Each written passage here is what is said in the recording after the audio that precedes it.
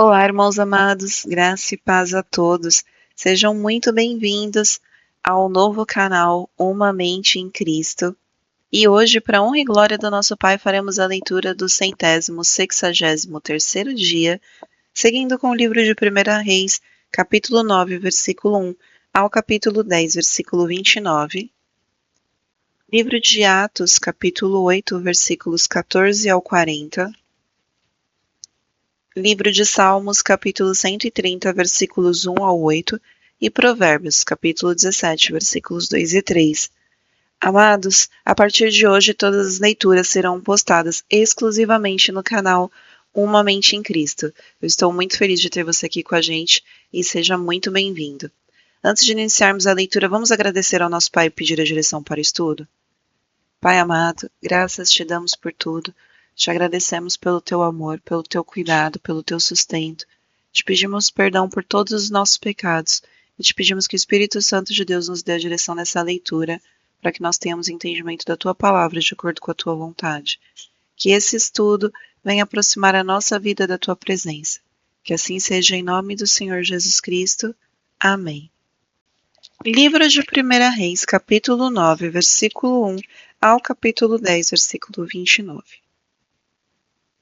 E aconteceu que, quando Salomão acabou de edificar a casa do Senhor, o palácio real e tudo o que tinha desejado e decidido fazer, o Senhor tornou a aparecer-lhe, como tinha aparecido em Gibeão. E o Senhor lhe disse: Ouvi a sua oração e a súplica que você fez diante de mim. Santifiquei o templo que você edificou, a fim de pôr ali o meu nome para sempre. Os meus olhos e o meu coração estarão ali todos os dias. Se você andar diante de mim, como fez o seu pai Davi, com integridade de coração e com sinceridade, fazendo segundo tudo o que lhe ordenei, e guardando os meus estatutos e os meus juízos, também confirmarei o trono de seu reino sobre Israel para sempre, como prometi a Davi seu pai, dizendo: Nunca lhe faltará sucessor ao trono de Israel. Porém, se vocês ou seus filhos se afastarem de mim e não guardarem os mandamentos e os meus estatutos, que eu lhe prescrevi, e se servirem outros deuses e os adorarem, então eliminarei Israel da terra que lhe dei, e lançarei para longe da minha presença este templo, que santifiquei ao meu nome. E Israel virá a ser motivo de provérbio e de escárnio entre todos os povos, e todo aquele que passar por este templo, agora tão exaltado, ficará espantado e zombará. E perguntarão: por que o Senhor fez isso com esta terra e este templo? A resposta será: porque deixaram o Senhor, o seu Deus que tirou da terra do Egito os seus pais, e se apegaram a outros deuses, os adoraram e os serviram. Por isso o Senhor trouxe sobre eles todo este mal. Ao fim de 20 anos, Salomão havia terminado as duas casas, a casa do Senhor e o palácio real. Como Hirão, rei de Tiró, havia trazido a Salomão madeira de cedro e de cipreste e ouro, tanto ele precisava, este lhe deu 20 cidades da terra da Galileia. Hirão de Tiró foi ver as cidades que Salomão lhe tinha dado, mas elas não lhes agradavam. Por isso disse a Salomão: Que cidades são estas que você me deu, meu irmão?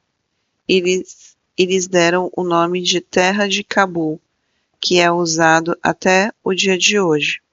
Hirão tinha enviado ao rei 4 toneladas de ouro.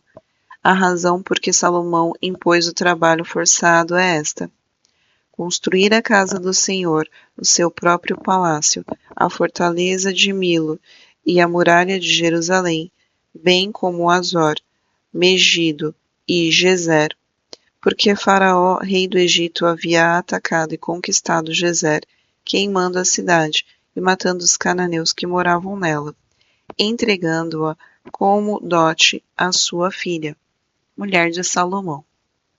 Assim, Salomão reconstruiu Gezer, Bet-Horon de Baixo, Baalate, Tadmor, no deserto daquela terra, todas as cidades armazéns que Salomão tinha, as cidades para os carros de guerra, as cidades para os cavaleiros, e o que deixou enfim construir em Jerusalém, no Líbano e em toda a terra do seu domínio. Quanto a todo o povo que restou dos amoreus, heteus, ferezeus, heveus e jebuseus, e que não eram dos filhos de Israel, e aos seus filhos que restaram depois deles na terra, os quais os filhos de Israel não puderam destruir totalmente, esses Salomão reduziu à condição de trabalhadores forçados até hoje. Mas Salomão não obrigou nenhum israelita a trabalhar como escravo. Os israelitas eram homens de guerra, seus oficiais, seus comandantes, seus capitães, chefes dos seus carros de guerra e dos seus cavaleiros. Os principais oficiais que estavam encarregados da obra de Salomão eram 550, que tinham a seu encargo o povo que trabalhava na obra. Quando a filha de Faraó se mudou para a cidade de Davi, para o palácio que Salomão havia construído para ela, então ele construiu Miló. 3 vezes por ano, Salomão oferecia holocausto e sacrifícios pacíficos sobre o altar que havia edificado ao Senhor, e queimava incensos sobre o altar diante do Senhor. Assim ele terminou a construção do templo. O rei Salomão também construiu uma frota de navios em Ezion-Geber, que fica perto de Elate, na praia do Rio Vermelho, na terra de Edom. Hirão enviou com aquela frota os seus servos, marinheiros conhecedores do mar, para acompanharem os servos de Salomão. Chegaram a Ofir e de lá trouxeram para o rei Salomão mais de 14 toneladas de ouro. Quando a rainha de Sabá ouviu falar da fama de Salomão, com respeito ao nome do Senhor, veio prová-lo com perguntas difíceis. Chegou a Jerusalém com uma enorme comitiva, com camelos carregados de especiarias, grande quantidade de ouro e pedras preciosas.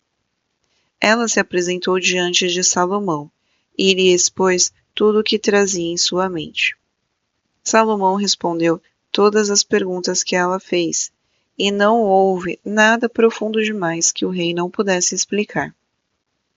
Quando a rainha de Sabá viu toda a sabedoria de Salomão, o palácio que ele havia construído, a comida que era servida na mesa dele, o lugar dos seus oficiais, o serviço dos seus criados e os trajes deles, seus copeiros e o holocausto que oferecia na casa do Senhor, ficou como fora de si, e disse ao rei: É verdade o que ouvi na minha terra a respeito de você e a respeito da sua sabedoria. Eu, porém, não acreditava naquelas palavras, até que vim e vi com meus próprios olhos. Eis que não me contaram nem a metade. Você supera em sabedoria e prosperidade a fama que ouvi. Felizes os reis à sua volta, felizes estes seus servos que estão sempre diante de você e que ouvem a sua sabedoria. Bendito seja o Senhor, seu Deus, que se agradou de você e o colocou no trono de Israel. O Senhor ama Israel para sempre, e por isso ele o constituiu rei, para que você execute o juízo e a justiça.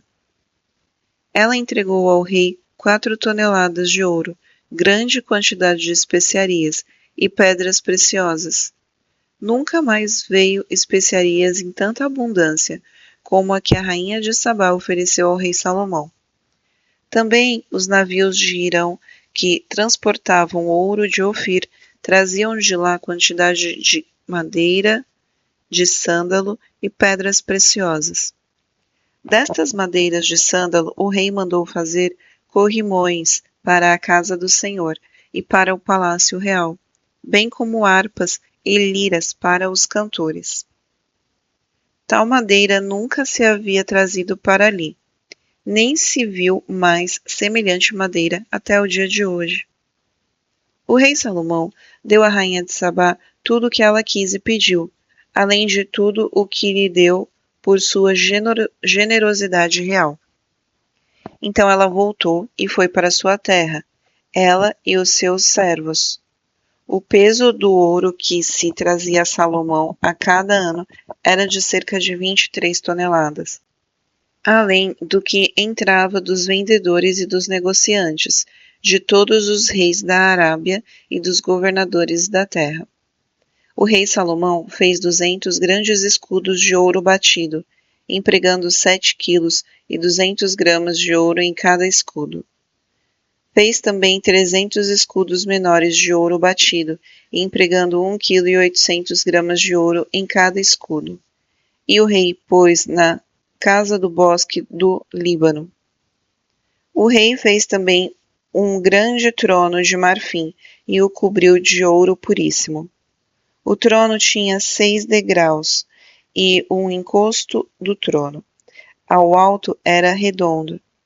De ambos os lados do assento havia um braço e uma figura de um leão junto, a cada um dos braços. 12 leões estavam ali sobre os 6 degraus, um em cada extremo destes. Nunca se havia feito obra semelhante em nenhum outro reino. Todas as taças que o rei Salomão usava para beber eram de ouro, e também de ouro puro eram todos os objetos da casa do bosque do Líbano.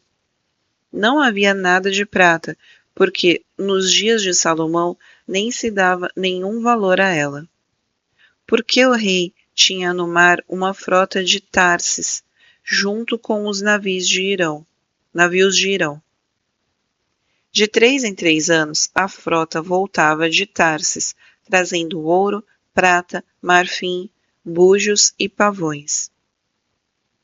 Assim, o rei Salomão excedeu a todos os reis do mundo, tanto em riqueza como em sabedoria.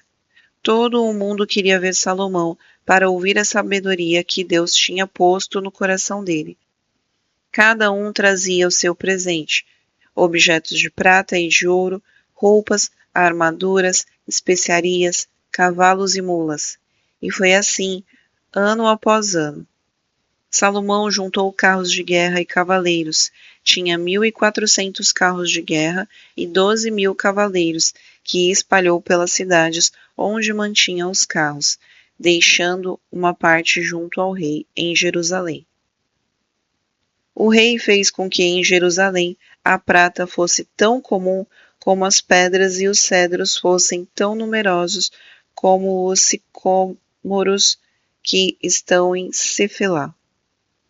Os cavalos de Salomão vinham do Egito e da Cilícia, e comerciantes do rei os importavam da Cilícia por certo preço.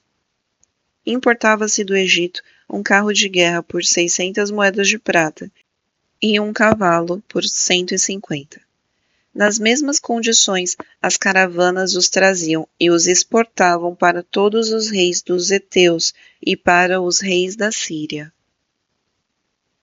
Livro de Atos, capítulo 8, versículos 14 ao 40. Quando os apóstolos que estavam em Jerusalém ouviram que o povo de Samaria tinha recebido a palavra de Deus, enviaram-lhe Pedro e João. Chegando ali, oraram por eles para que recebessem o Espírito Santo, pois o Espírito ainda não havia descido sobre nenhum deles.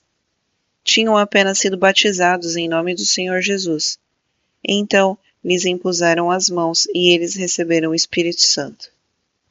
Quando Simão viu que, pelo fato de os apóstolos imporem as mãos, era concedido o Espírito Santo, ofereceu-lhes dinheiro, dizendo: Deem também a mim este poder, para que a pessoa sobre a qual eu impuser as mãos receba o Espírito Santo. Mas Pedro respondeu: Que o seu dinheiro seja destruído junto com você, pois você pensou que com ele poderia adquirir o dom de Deus. Não existe porção nem parte para você neste ministério, porque o seu coração não é reto diante de Deus. Portanto, arrependa-se desse mal e ore ao Senhor. Talvez ele o perdoe por esse intento do seu coração, pois vejo que você está cheio de inveja e preso à sua maldade. Simão disse aos apóstolos: Peço que vocês orem ao Senhor por mim, para que não me sobrevenha nada do que vocês disseram. Eles, porém, tendo dado o seu testemunho e pregado a palavra do Senhor, voltaram para Jerusalém e evangelizavam muitas aldeias dos samaritanos. Um anjo do Senhor disse a Filipe: Levante-se e vá para o sul, no caminho que desce de Jerusalém a Gaza. Este se acha deserto. Filipe se levantou e foi.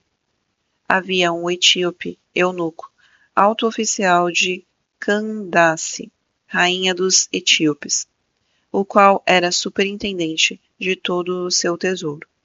Ele tinha vindo adorar em Jerusalém e estava regressando ao seu país. E assentando-se na sua carruagem, vinha lendo o profeta Isaías. Então o Espírito disse a Filipe: Aproxime-se desta carruagem e acompanhe-a. Correndo para lá, Filipe ouviu que o homem estava lendo o profeta Isaías. Então perguntou: O senhor entende o que está escrito? Ele respondeu: Como poderei entender se ninguém me explicar? E convidou Filipe a subir e sentar-se ao seu lado. Ora, a passagem da escritura que ele estava lendo era esta: Foi levado como ovelha ao matadouro, e como um cordeiro mudou diante do seu tosqueador. Ele não abriu a boca. Na sua humilhação, negaram justiça. Quem poderá falar da sua descendência? Porque a vida dele é tirada da terra. Então o eunuco disse a Filipe: Peço que você me explique a quem se refere o profeta. Fala de si mesmo ou de outra pessoa?